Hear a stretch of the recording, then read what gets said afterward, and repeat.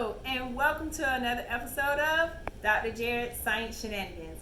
And in today's episode, we're going to talk about the parts of the plant and the plant life cycle. The parts of the plant, there are 5 parts that we're going to talk about today.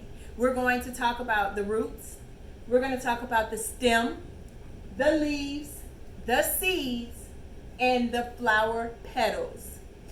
My favorite part is the flower petals because the flower petals are so beautiful, and there are a variety of different flower petals all over the world.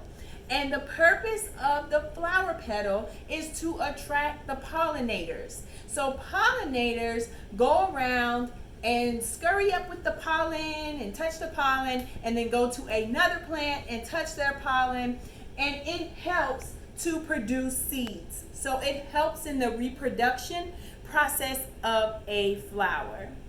You also have the leaves.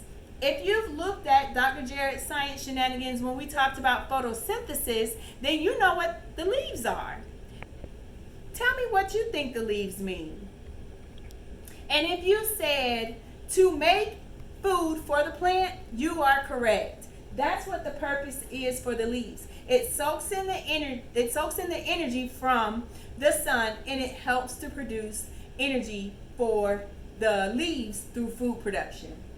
The stem carries water, and it also carries nutrients from the roots, and it carries it to the leaves. That's another part of photosynthesis as well, where it helps the plant to make its own food.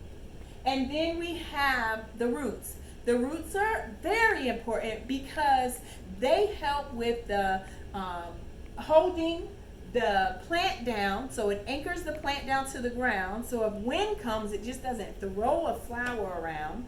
And then it also helps to soak up the nutrients in the water. If you haven't checked out Dr. Jarrett Science Shenanigans for photosynthesis, where you actually draw what's called an ugly plant, you should check that one out because it will help you to understand how all of these things work together.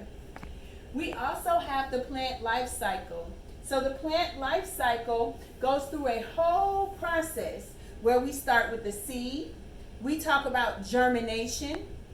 And germination is when a seed grows into a plant or a flower. Roots and stems. So we just talked about the roots and stems here. And if you look, the seed, then it has a little sprout.